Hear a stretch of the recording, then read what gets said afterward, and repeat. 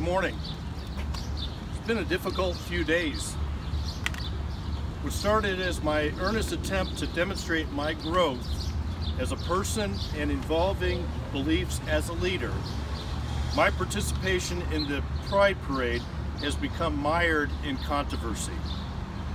My intent was to march with friends as a citizen in the Pride Parade on Saturday to support the LGBTQ+ community. In many conversations over the past few years, in working on hate crimes legislation, working on the homeless youth legislation in the General Assembly this year, I have come to realize the reality of discrimination, the fear, the prejudice that has plagued the LGBTQ+ community. This has gone on far too long. I also came to realize that I must make my understanding known. Make it clear to anyone who would listen that this is wrong. Reflecting on this week, the word respect comes to mind.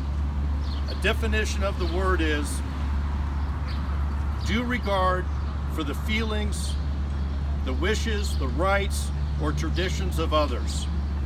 I've come to understand the depth of feelings those in the LGBTQ+ community have with respect to past votes I've made in the General Assembly. I have come to know that we all must stand up and work together to respect and protect the rights of others, and specifically in this case, the full rights of those in the LGBTQ+ community. As I stand before you today, I will tell you that I do regret my initial vote for RFRA in 2015. When I voted for RFRA, I was voting for religious freedom, which is a constitutional right. In making that vote, I believed it to be a shield to protect the aggrieved. However, when I learned it could be used as a sword against members of the LGBTQ+ community, I became an advocate for and voted in favor of the RFRA fix, which introduced the concepts of gender identity, sexual orientation into Indiana statute. The bottom line is I do and always will support the rights and privileges of all of our citizens. Moreover, I promise you as your mayor, and I will always endeavor to do what is right and admit fault when I fail to reach that goal.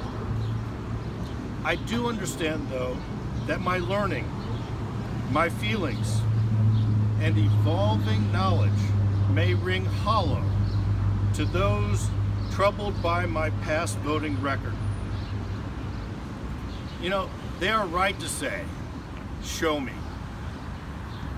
Well, I have committed to show you because actions truly are louder than words. This past session, I worked for a comprehensive hate crimes bill in the State House.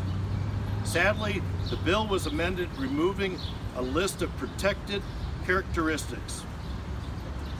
Although far from perfect, I believe it's better to increase protections rather than make no progress at all. I committed then that next year, as your mayor, I will once again seek clear and complete protections for all.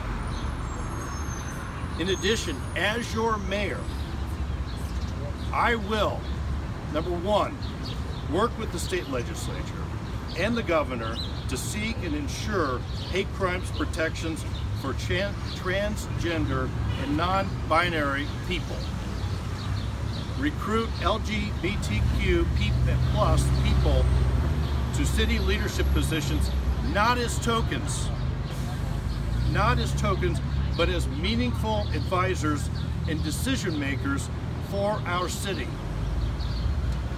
work with state legislators and the governor to pass employment, housing, and public accommodation protections for LGBTQ plus people. 4, I will create a true Indianapolis diversity department, which will actively support all disadvantaged people, including those of the LGBTQ plus and racial minority communities. Folks, we live in a time where many issues divide us. Our problem is not that we disagree. Our problem is that too few people listen to the other side. You know, many watch the news, retreat into their own corner of the world without engaging those with an opposing viewpoint. That is not healthy for our country. That is not healthy for our state. That is not healthy for the city of Indianapolis. My desire to march with friends and neighbors in the Indy Pride Parade was my way of saying I value every member of our community. It was meant to show that I respect the feelings, I respect the rights of the LGBTQ plus community, and I desire to engage in a dialogue with them and to serve them as our mayor. However, one must also respect another's wishes. This is Indy Pride's celebration. I don't want to be a distraction. I don't want to dampen it for them. Therefore, I will not be marching in the Pride Parade on Saturday, because I do respect their rights, feelings, and their wishes, and the wishes for those who organized and participate in this event. Just leave you with this. Please judge me not by my past votes or even by my words here today, but rather judge me by my actions that I have pledged moving forward as your next mayor. Thank you very much.